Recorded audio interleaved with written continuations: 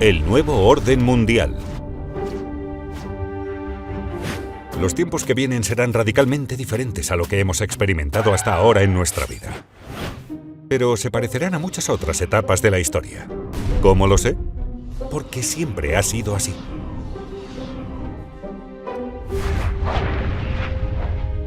A lo largo de mis aproximadamente 50 años de inversión macroeconómica global, he aprendido por las malas que los acontecimientos más importantes que me sorprendieron lo hicieron porque nunca habían sucedido antes en mi vida. Estas dolorosas sorpresas me llevaron a estudiar los últimos 500 años de historia de situaciones similares, donde vi que, efectivamente, habían sucedido antes muchas veces, con los altibajos de los imperios neerlandés, británico y estadounidense. Y cada vez que ocurrieron, eran signo de un nuevo orden mundial. Estudiar esto me enseñó valiosas lecciones que te pasaré aquí en forma destilada. Hallarás la versión completa en mi libro Principios para enfrentarse al nuevo orden mundial. Permíteme comenzar con una historia que me trajo a este punto. Cómo aprendí a prever el futuro estudiando el pasado.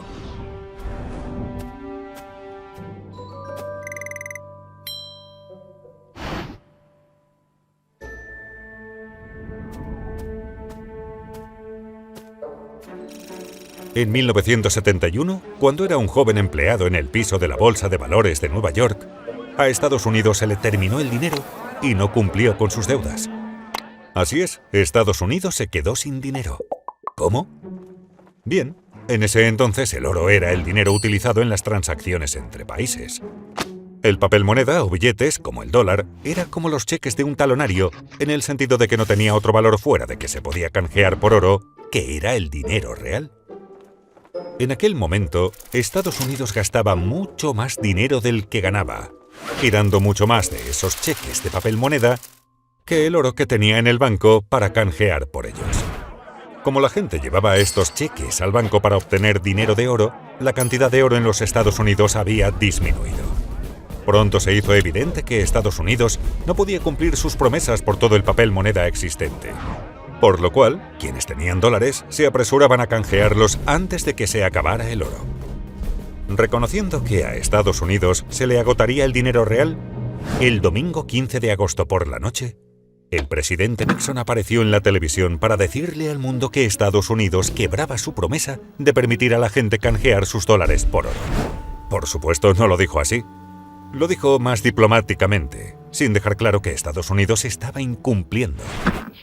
La fuerza de la divisa de una nación se basa en la fuerza de la economía de esa nación, y la economía estadounidense es con mucho la más fuerte del mundo. En consecuencia, he dado instrucciones al secretario del Tesoro para que adopte las medidas necesarias para defender al dólar contra los especuladores. He ordenado al secretario Connally suspender temporalmente la convertibilidad del dólar en oro u otros activos de reserva, salvo en los montos y condiciones que se determinen en interés de la estabilidad monetaria y en el mejor interés de los Estados Unidos. Miraba con asombro, comprendiendo que se terminaba el dinero tal como lo entendíamos. ¡Vaya crisis! Esperaba que el mercado de valores se desplomara al día siguiente.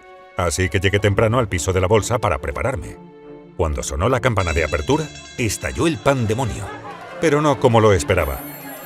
El mercado estaba al alza. Bien en alza. Y continuó así hasta subir casi el 25%. Eso me sorprendió, porque nunca antes había experimentado una devaluación de la moneda. Cuando hurgué en la historia, descubrí que exactamente lo mismo sucedió en 1933. Y tuvo exactamente el mismo efecto. También entonces los dólares de papel estaban vinculados al oro, que a Estados Unidos se le estaba terminando porque gastaba más cheques de dinero de papel del oro que tenía por el cual canjearlos. Y el presidente Roosevelt anunció por la radio que quebraría la promesa del país de canjear dólares por oro. Fue entonces cuando emití la proclamación que establecía el feriado bancario nacional. Y este fue el primer paso en la reconstrucción por parte del gobierno de nuestra estructura financiera y económica.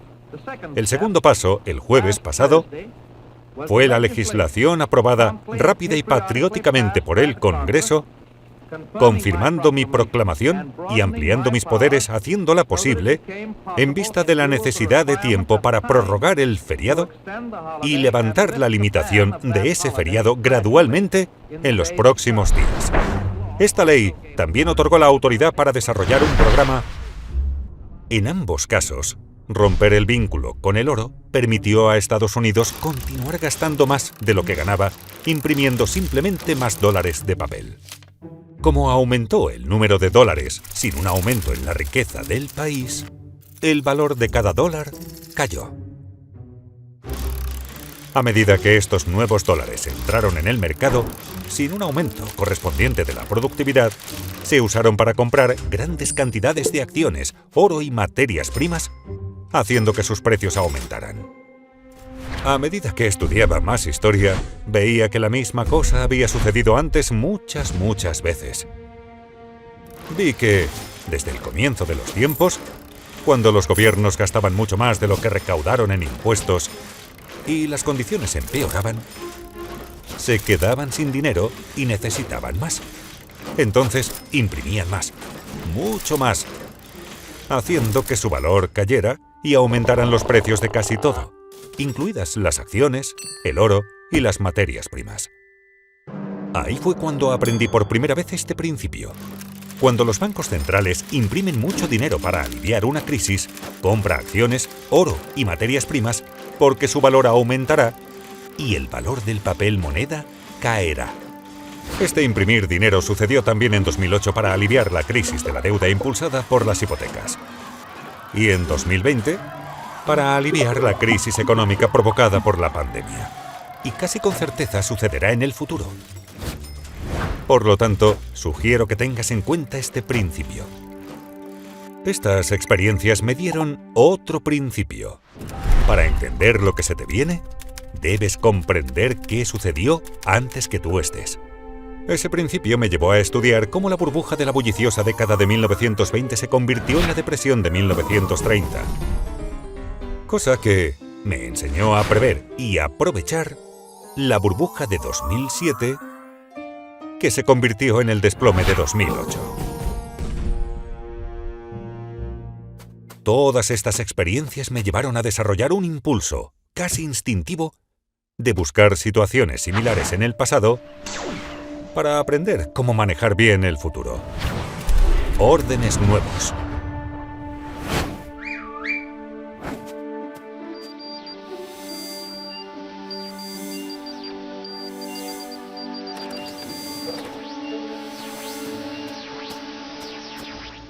En los últimos años, 3 grandes cosas que no habían sucedido durante mi vida me llevaron a hacer este estudio. En primer lugar, algunos países no tenían dinero suficiente para pagar sus deudas, incluso después de bajar las tasas de interés al 0%. De modo que sus bancos centrales comenzaron a imprimir mucho dinero para hacerlo. En segundo lugar, surgieron grandes conflictos internos debido a las crecientes brechas de riqueza y de valores. Esto se manifiesta en el populismo político y la polarización entre la izquierda, que quiere redistribuir la riqueza, y la derecha, que quiere defender a quienes poseen la riqueza. Y en tercer lugar, el creciente conflicto externo entre una gran potencia en ascenso y la gran potencia líder, como sucede actualmente entre China y Estados Unidos. Por lo tanto, miré hacia atrás. Vi que todo esto ya había sucedido antes, muchas veces. Y casi siempre había llevado a cambiar los órdenes nacionales y mundiales. La última vez que ocurrió esta secuencia fue de 1930 a 1945. Quizás te preguntes qué es exactamente un orden. Es un sistema de gobierno para que las personas traten entre sí. Existen órdenes internos para gobernar dentro de los países, normalmente establecidos en las constituciones. Y existe un orden mundial que rige entre países, normalmente establecido en tratados. Los órdenes internos cambian en momentos diferentes a las órdenes mundiales. Y tanto dentro de los países o entre ellos, estos órdenes suelen cambiar después de guerras. Guerras civiles dentro de países, guerras internacionales entre países. Suceden cuando nuevas fuerzas revolucionarias derrotan a órdenes viejos y débiles. Por ejemplo, el orden interno de los Estados Unidos fue establecido en la Constitución en 1789, después de la Revolución estadounidense, y sigue funcionando hoy, aún después de la Guerra de Secesión en los Estados Unidos. Rusia se deshizo de su viejo orden y estableció uno nuevo con la Revolución Rusa de 1917, que terminó en 1991 con una revolución relativamente pacífica. China comenzó su orden interno actual en 1949, cuando el Partido Comunista Chino ganó la Guerra Civil. Ya habrás entendido. El orden mundial actual, comúnmente llamado el Orden Mundial de los Estados Unidos, se formó después de la victoria aliada en la Segunda Guerra Mundial, de la cual Estados Unidos emergió como la potencia mundial dominante. Se estableció en acuerdos y tratados sobre el funcionamiento de la gobernanza mundial y los sistemas monetarios. En 1944 se creó el nuevo sistema monetario mundial por el acuerdo de Bretton Woods, que estableció al dólar como principal moneda de reserva del mundo. Una moneda de reserva es una moneda que se acepta corrientemente en todo el mundo. Poseerla es factor clave para que un país se convierta en el imperio más rico y poderoso. Con una nueva potencia dominante y un nuevo sistema monetario establecidos, comienza un nuevo orden mundial. Estos cambios tienen lugar en un ciclo atemporal y universal, al cual llamo el Gran Ciclo. Comenzaré por una breve descripción general y después te daré una versión más completa. Tras ello, te remitiré a mi libro si deseas saber más. Al estudiar los 10 imperios más poderosos de los últimos 500 años y las 3 últimas divisas de reserva, pasé por el auge y el declive del imperio de los Países Bajos y el florín, el imperio británico y la libra esterlina, el auge y el declive temprano del imperio de los Estados Unidos y el dólar, y el declive y el auge del imperio chino y sus divisas, así como el auge y el declive de los imperios de España, Alemania, Francia, India, Japón, Rusia y el otomano, junto con sus conflictos significativos, según se miden en este gráfico. Para entender mejor las pautas de la China, estudié también el ascenso y la caída de las dinastías chinas y sus divisas, retrocediendo hasta el año 600. Puesto que examinar todos estos índices a la vez puede resultar confuso, me centraré en los 4 más importantes: Países Bajos, Reino Unido, Estados Unidos y China. Rápidamente verás la pauta. Ahora, simplifiquemos un poco. Como verás, ocurrieron en ciclos superpuestos de unos 250 años, con periodos de transición de 10 a 20 años entre ellos. Estas transiciones fueron habitualmente periodos de gran conflicto, porque las potencias líderes no declinan sin pelear. Entonces, ¿cómo estoy midiendo el poder de un imperio? En este estudio utilicé 8 métricas. La medida del poder total de cada país se obtiene promediando las 8. Estas son: educación, inventiva y desarrollo tecnológico, competitividad en mercados mundiales, producto económico, participación en el comercio mundial, poderío militar, el poder de su centro financiero en los mercados de capital y la fortaleza de su moneda como moneda de reserva. Debido a que estas fuerzas son mensurables, podemos ver cuán fuerte es cada país ahora y en el pasado, y si está en auge o en declive. Al examinar las secuencias de muchos países, podemos ver cómo transcurre un ciclo típico.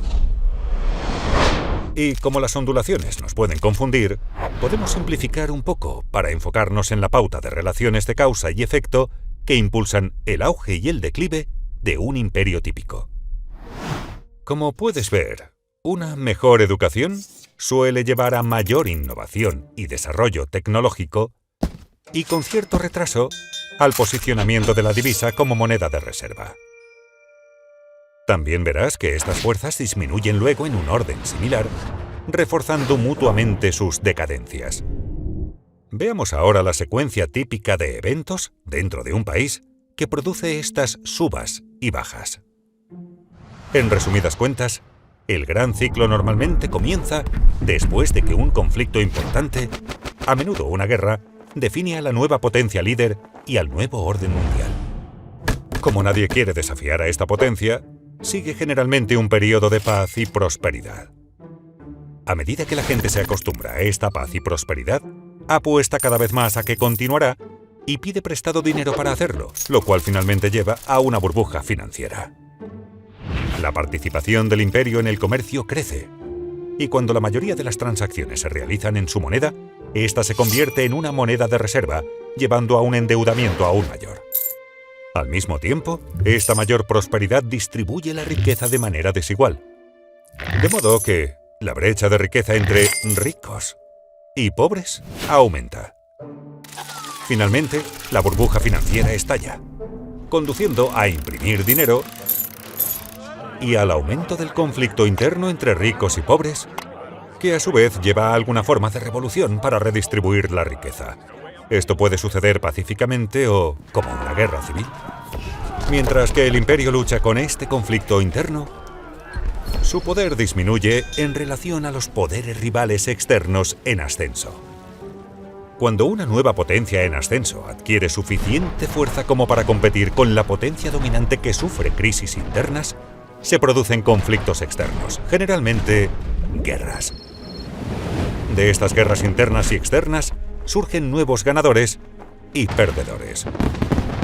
A continuación, los ganadores se reúnen para crear el nuevo orden mundial. Y el ciclo comienza de nuevo.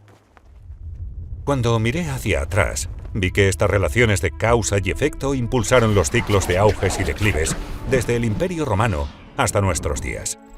Vi cómo las historias de cada uno de estos ciclos se fusionaban con otras anteriores, contemporáneas y posteriores, al igual que cada historia individual se mezcla con otras para crear la épica historia de 500 años que es nuestra historia colectiva. Y como los ciclos de la vida humana, no hay dos exactamente iguales, pero la mayoría son similares. Están impulsados por relaciones lógicas de causa y efecto que pasan por etapas, desde el nacimiento a la potencia y la madurez, hasta la debilidad y el inevitable declive. Sin embargo, eso es como decir que el ciclo de vida de una persona dura 80 años en promedio, sin reconocer que muchos son mucho más cortos y muchos son más largos. Si bien la edad puede ser un buen indicador de la longevidad futura, mejor manera es mirar los indicadores de salud. Uno también puede hacer eso con los imperios y sus signos vitales. Descubrí que observando los indicadores de cambio de poderío, pude ver en qué etapa estaba un país, cosa que me ayudó a prever lo que probablemente vendría a continuación. Ahora te llevaré por el gran ciclo con más detalle. Dame 20 minutos y te daré los últimos 500 años de historia. Y te mostraré las pautas similares en los imperios neerlandés, británico, estadounidense y chino. 500 años de grandes ciclos.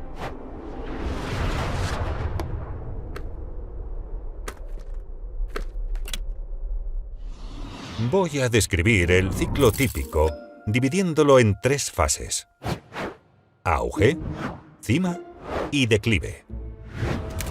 El auge.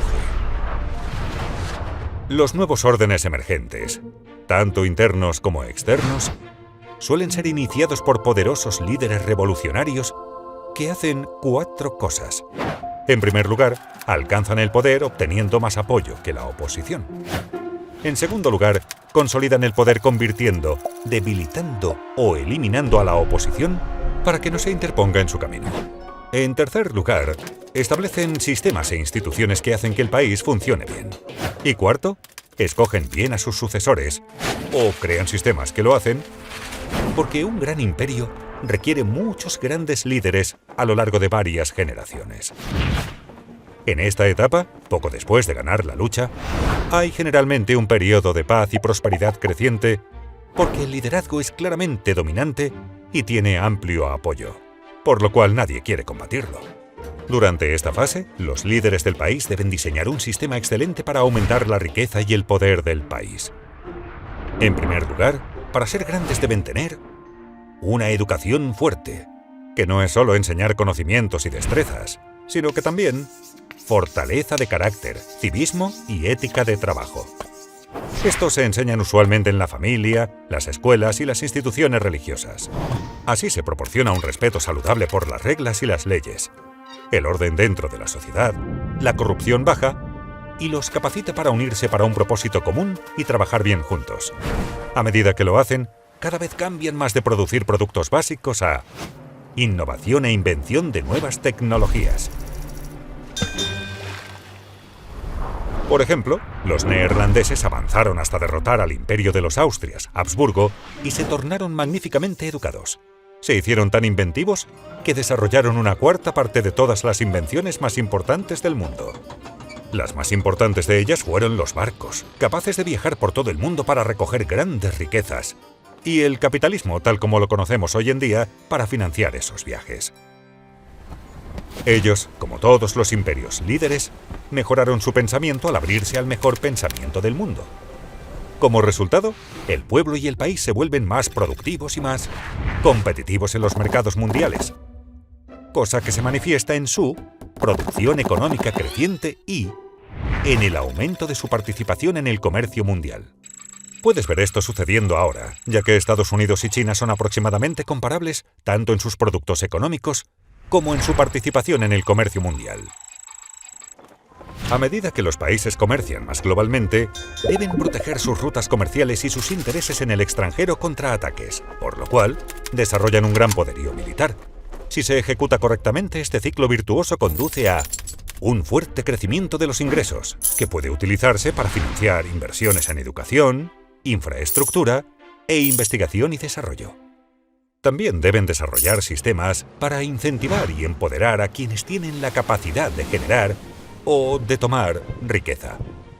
En todos estos casos, los imperios más exitosos utilizaron un enfoque capitalista para desarrollar emprendedores productivos. Aún China, dirigida por el Partido Comunista Chino, utilizó una forma de este enfoque capitalista.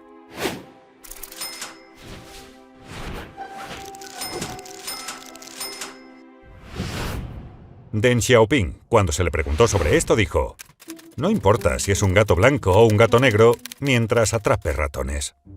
Y también es glorioso ser rico». Para hacerlo bien, deben desarrollar sus mercados de capitales. Lo más importante, sus mercados de crédito, bonos y acciones. Esto permite a la gente convertir sus ahorros en inversiones para financiar la invención y el desarrollo y compartir los éxitos de quienes hacen suceder cosas maravillosas. Los neerlandeses crearon la primera compañía cotizada en bolsa, la Compañía Holandesa de la India Oriental, y el primer mercado de valores en financiarla, que fueron partes integrales del sistema que produjo enorme riqueza y poder. Como consecuencia natural, los imperios más grandes desarrollan los principales centros financieros del mundo para atraer y distribuir el capital mundial. Ámsterdam fue el centro financiero mundial durante la primacía de los Países Bajos. Londres, cuando los británicos estaban en la cima. Nueva York lo es ahora, y China está desarrollando rápidamente sus centros financieros. Y lo más importante, los capitalistas, el gobierno y los militares deben trabajar juntos. Los neerlandeses no solo trabajaron bien juntos, sino que eran una misma cosa. El gobierno concedió un monopolio comercial a la Compañía Neerlandesa de la India Oriental, la cual tenía su propia fuerza militar autorizada oficialmente para salir a los mercados globales para crear y tomar riqueza. Los británicos los siguieron con la Compañía Británica de las Indias Orientales, con una coordinación similar de sus operaciones gubernamentales, comerciales y militares. El complejo industrial militar estadounidense siguió su ejemplo, al igual que el sistema chino actual. A medida que el país se convierte en el mayor imperio comercial internacional, sus transacciones pueden ser pagadas con su divisa, convirtiéndola en el medio de intercambio mundial preferido. Y como su moneda es tan ampliamente aceptada y utilizada con frecuencia, la gente de todo el mundo quiere ahorrar en ella, convirtiéndola en el depósito de valor preferido. Y por lo tanto, la principal moneda de reserva del mundo. El florín fue la principal moneda de reserva del mundo cuando los neerlandeses lideraban el comercio mundial. La libra lo fue durante el liderazgo británico y el dólar lo es desde que comenzó el liderazgo de Estados Unidos. Naturalmente, la divisa china se está utilizando cada vez más como moneda de reserva. Tener una moneda de reserva permite al imperio tomar prestado más que otros países. Esa ventaja es enorme. Piénsalo. La gente de todo el mundo está ansiosa por ahorrar y, por lo tanto, prestar su divisa de vuelta al imperio. Los países sin una moneda de reserva no tienen eso. Y cuando al imperio se le termina su propio dinero, ¿recuerdas a los Estados Unidos en 1971? Siempre puede imprimir más. El privilegio exorbitante que otorga la moneda de reserva del imperio lleva a aumentar el endeudamiento y al inicio de una burbuja financiera. Esta serie de relaciones de causa y efecto que llevan a tener poderíos financieros, políticos y militares que se apoyan mutuamente, reforzadas por el poder de endeudamiento de una moneda de reserva, vienen juntas desde que se registra la historia. Todo imperio que se convirtió en el más poderoso del mundo siguió este camino a la cima.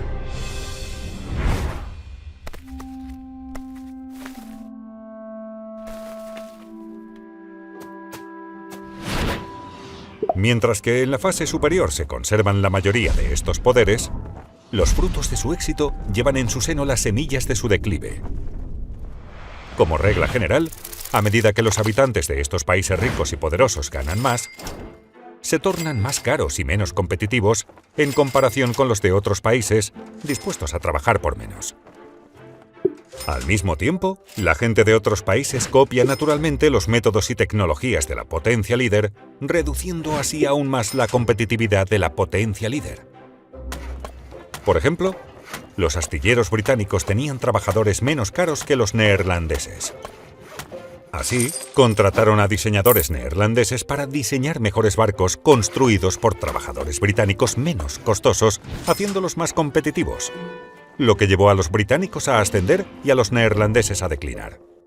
Además, a medida que la gente enriquece, tiende a no trabajar tan duro. Disfruta de más tiempo libre, buscan las cosas mejores y menos productivas de la vida, y al llegar al extremo se tornan decadentes.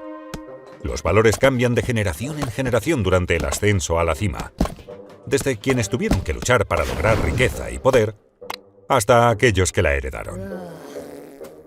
Están menos curtidos en la lucha, plenos de lujos y acostumbrados a la vida fácil, lo cual los hace más vulnerables a los desafíos. La edad dorada del imperio neerlandés.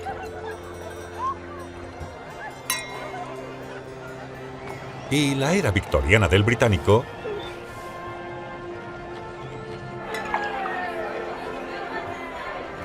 fueron períodos de gran prosperidad como este.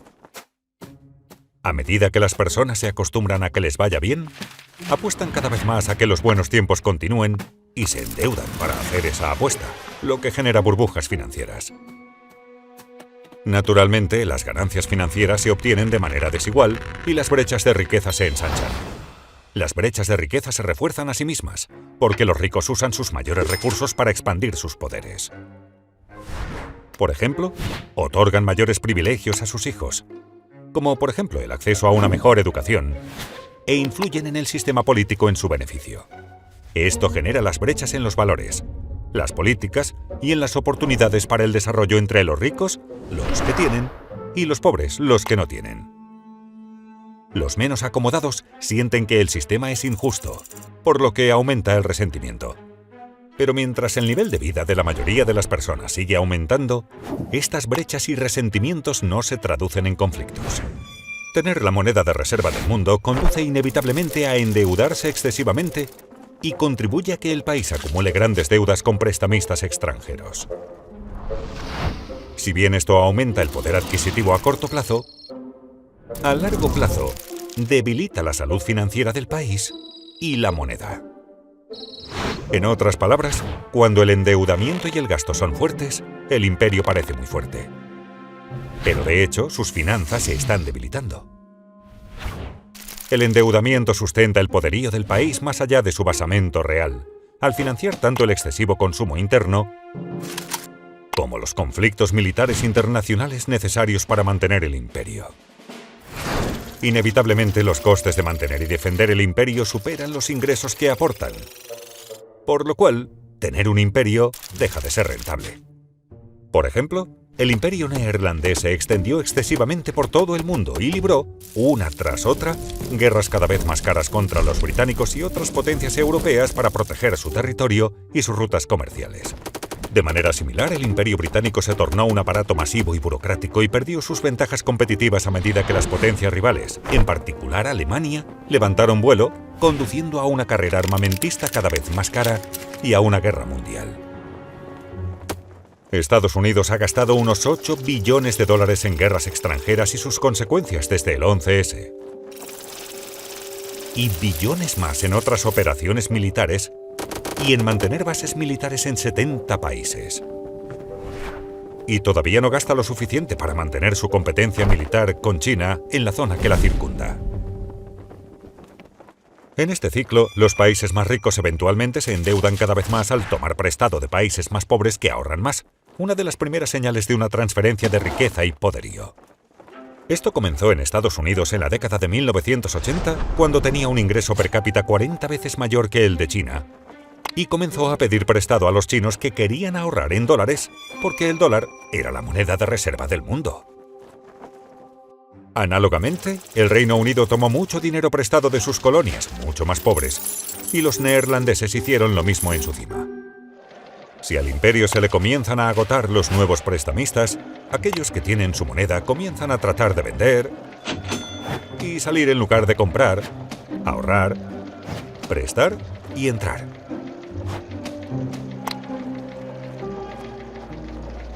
Y la fuerza del imperio comienza a declinar. El declive. El declive proviene de la debilidad económica interna sumada a la lucha interna, o de costosas luchas externas, o ambas cosas. Habitualmente el declive es gradual y luego muy abrupto.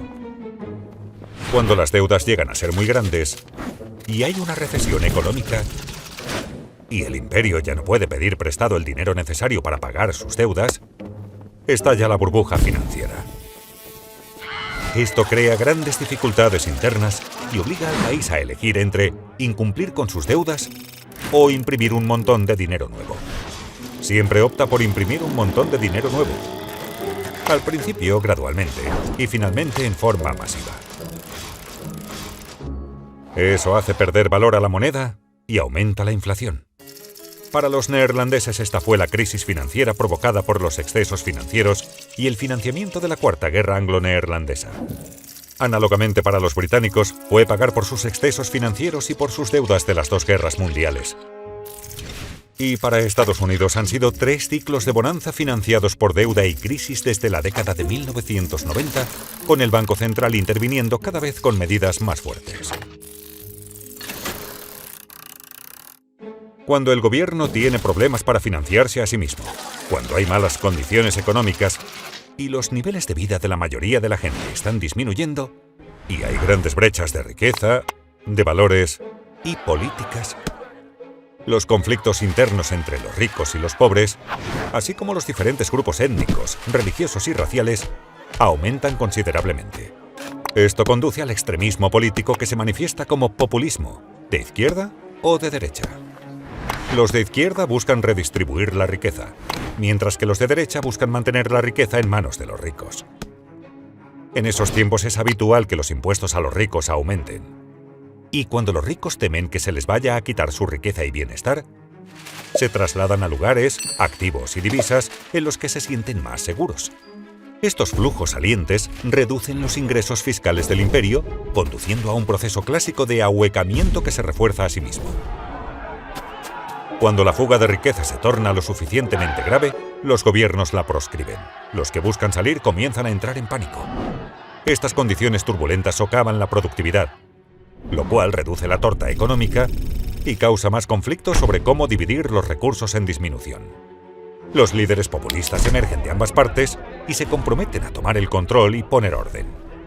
Ahí es cuando la democracia se enfrenta a su máximo desafío, ya que no logra controlar la anarquía, y es cuando más probable es el paso a un líder populista fuerte que pondrá orden en el caos. A medida que el conflicto dentro del país se intensifica, conduce a alguna forma de revolución o guerra civil para redistribuir la riqueza y forzar los grandes cambios necesarios. Esto puede ser pacífico, manteniendo el orden existente, pero más a menudo es violento y cambia el orden. Por ejemplo, la revolución de Roosevelt para redistribuir la riqueza fue relativamente pacífica y mantuvo el orden interno existente. Mientras que la Revolución Francesa, la Revolución Rusa y la Revolución China fueron mucho más violentas y condujeron a nuevos órdenes internos.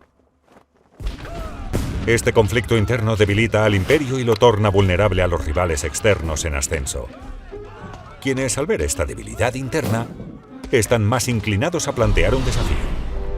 Esto aumenta el riesgo de un gran conflicto internacional, en particular si el rival ha construido una fuerza militar comparable. Defenderse a sí mismo y al propio imperio contra sus rivales exige un gran gasto militar, que tiene que ocurrir mientras las condiciones económicas internas se están deteriorando y menos puede el imperio permitírselo. Dado que no existe un sistema viable para resolver pacíficamente las controversias internacionales, estos conflictos se resuelven normalmente mediante pruebas de poder.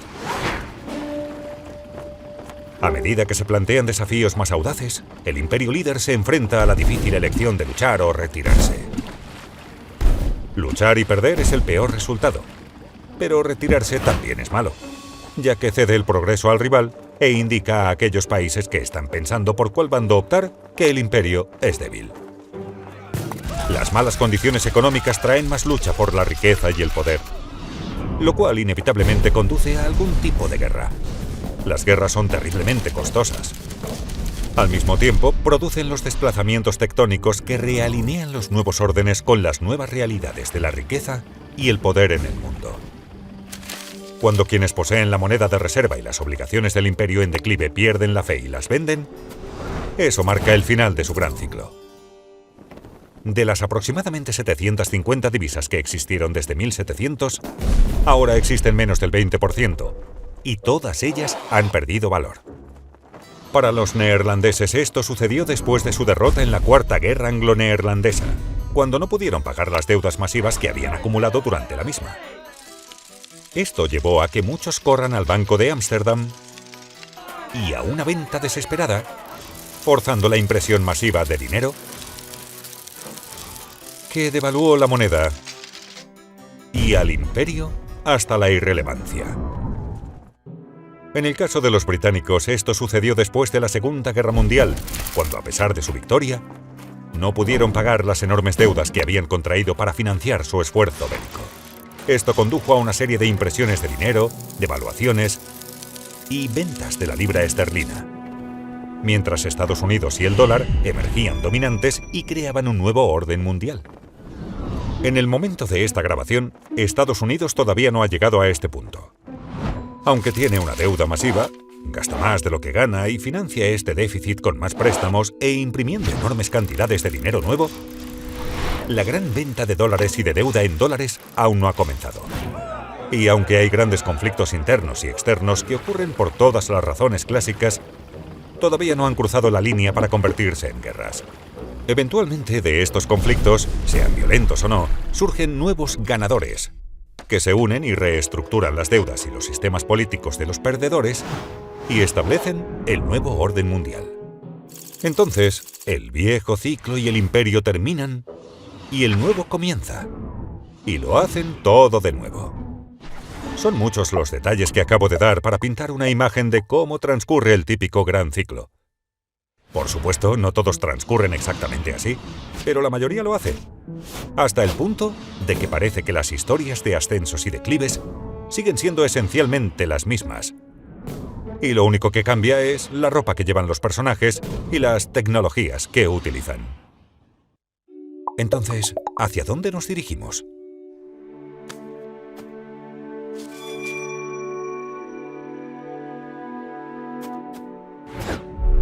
El futuro.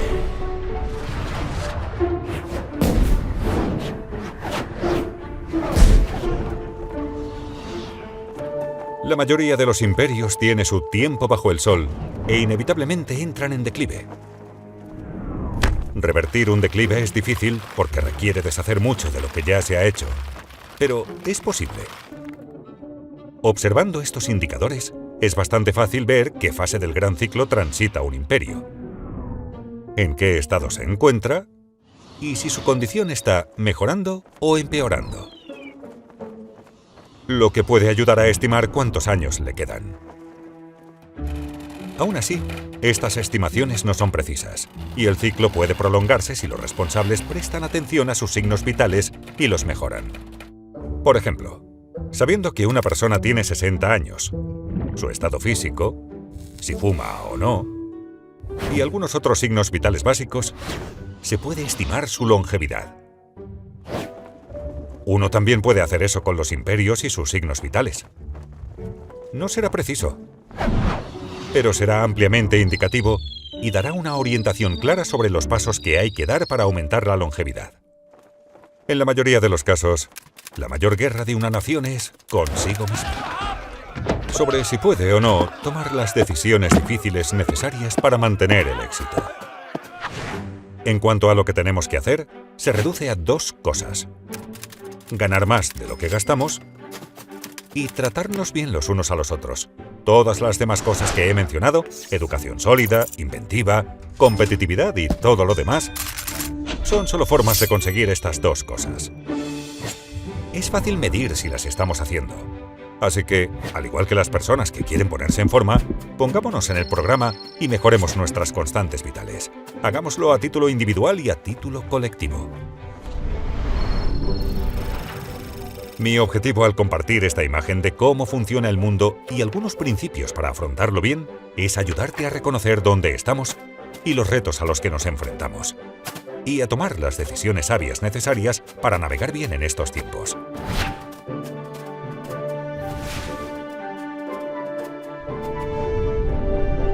Como hay mucho más que discutir y se nos ha acabado el tiempo, pueden aprender más en mi libro Principios para enfrentarse al nuevo orden mundial. Y espero continuar esta conversación en economicprinciples.org y en las redes sociales. Muchas gracias y que la fuerza de la evolución esté contigo. El nuevo orden mundial.